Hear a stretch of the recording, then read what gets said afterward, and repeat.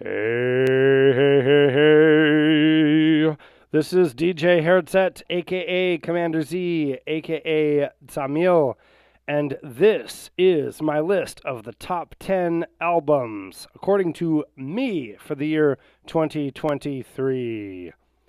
So much great and amazing music has come out this year.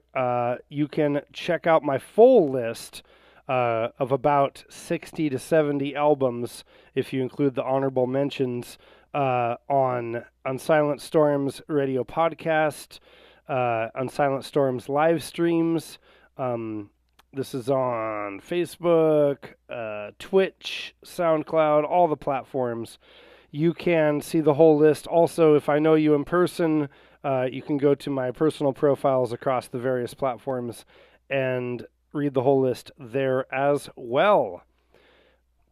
I don't own all of these albums hard copy yet, but soon. So the ones that I do have, I'll hold up, and the ones that I don't have, I hope to get the album art going over here in post. So hopefully future me can bail right now me out. All right, number 10, we got TAILGUNNER out of the UK, I believe. And the album is called Guns for Hire. This album is everything you love about heavy metal. It's a great killer heavy metal album. It's not too cheesy. It's not too, any one way or the other. It's just great killer guitar work, killer vocal melodies, anthemic choruses, enough variation to keep you interested. A little bit scuzzy around the edges on the production as well, which I quite like. I really don't like this clinical production job on most new wave of traditional heavy metal albums. That seems to be the thing nowadays. I enjoy the fact that it's a little bit scuzzy. It could have been even scuzzier, actually. But yeah, great songwriting, great guitar work, killer vocal lines, everything you love about heavy metal.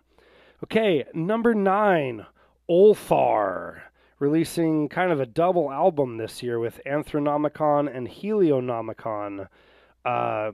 Just an absolute tour de force of riffs. There's so many riffs, chock full, pushed down, squeezed into these two albums. These are more great riffs in these two albums than a lot of bands write in their entire career. Seriously. The album art is incredible for both of them. Drum work is amazing. Vocal work is amazing. The arrangements are just twisting and meandering, just very non-traditional. Fantastic couple albums. When you do a double album like this, you're going to be making a lot of top 10 lists. Great stuff. Okay, number 8. I do have this one hard copy, if I could pull it out here. We got Violent Sin with Serpent's Call. And, get it in frame there.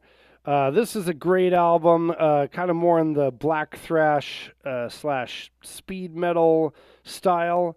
And I'll put that down here. And yeah, just done in the way that I think this genre should be done, which is completely fucking breathless. There's not a moment's peace on this entire thing. And the vocal delivery, you can almost hear the vocalist gasping for air. And lots of vocal yips as well, which is always a plus. Love those high-pitched things. Great guitar work, great momentum. The riffs are killer. Violent Sin. Okay, number 7, HELLRIPPER with Warlocks, Grim, and Withered Hags. This might be some of the finest guitar work I've heard in a long time on a thrash metal album, or black thrash album.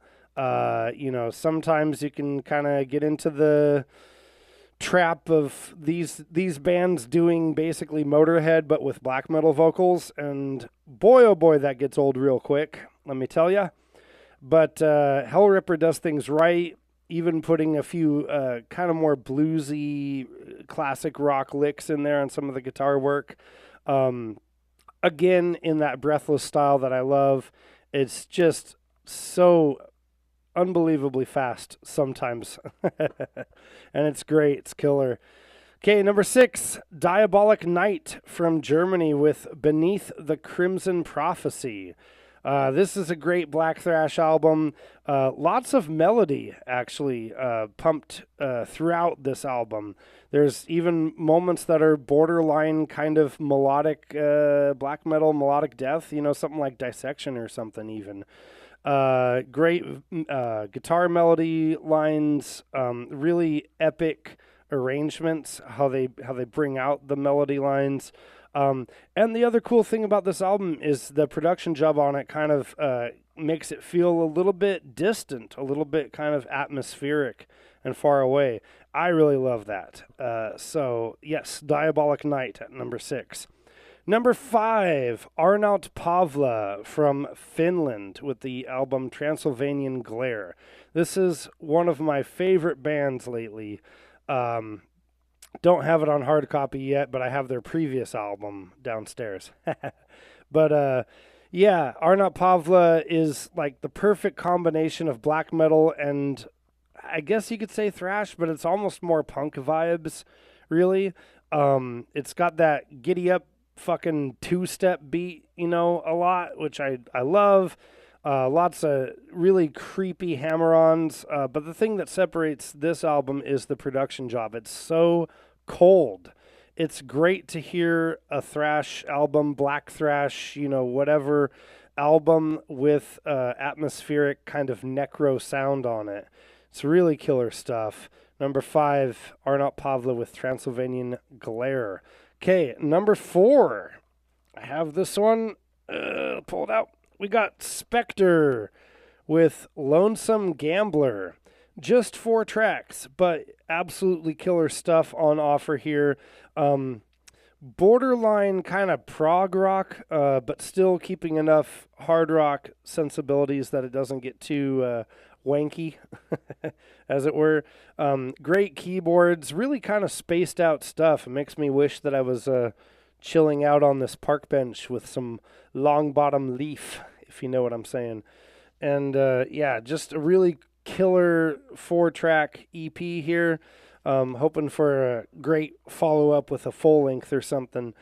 Yeah, kind of blew me away. Really love the throwback vibes on this one.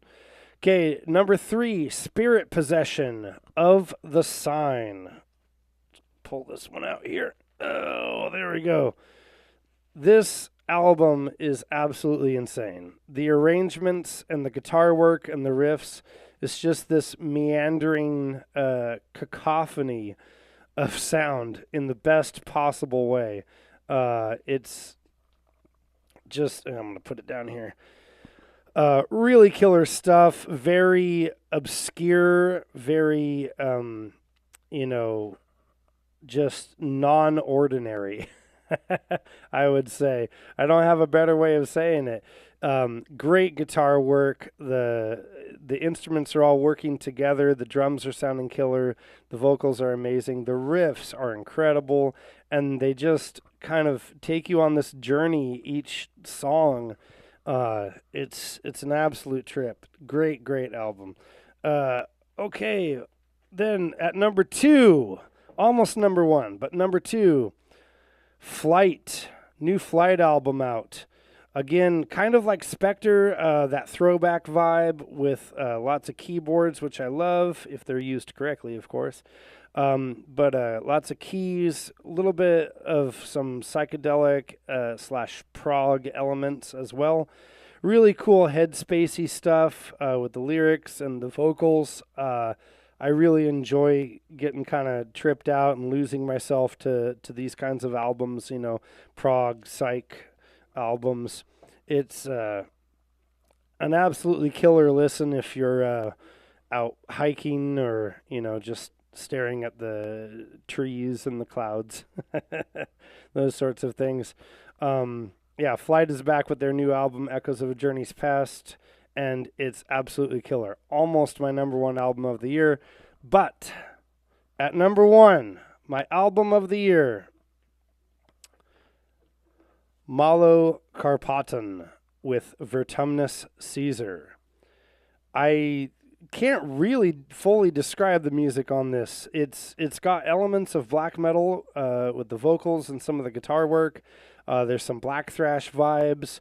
There's a whole host of synth and kind of psychedelic vibes on this. There's some folk instrumentation, some kind of neo-medieval vibes as well. It's like it was created in a lab to appeal to me. It's got the metal and the riffing and a little bit of the thrash elements, but also that spaced out head trip fucking prog stuff that I love as well.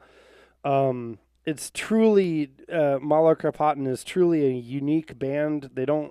Nobody really sounds like them, and this is, I feel like, the best showcase of what they've been kind of leaning towards on their last two albums. Actually, it's the culmination of that kind of sound.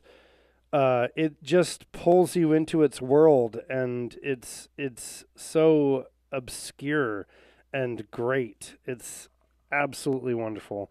So get yourself this album and all the other albums this year. Incredible stuff. MALOKARPATAN, Vertumnus Caesar, album of the year for me.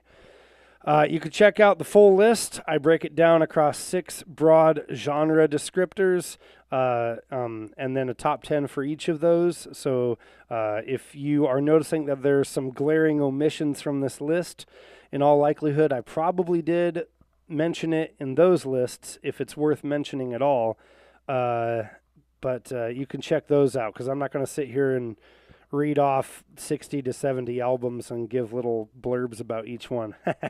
Not going to happen. So, yeah, that's my top 10 for this year.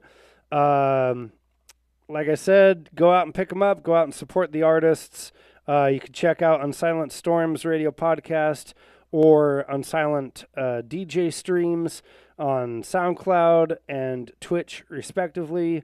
There's a little profile on Facebook that you can check out, and look for that full list, like I said. So, cheers. Lots of amazing music this year. Can't wait for next year and some of the bands that are releasing stuff. Ooh, goody. It's going to be another bumper crop. I can feel it in my bones. Okay, later. Yeah.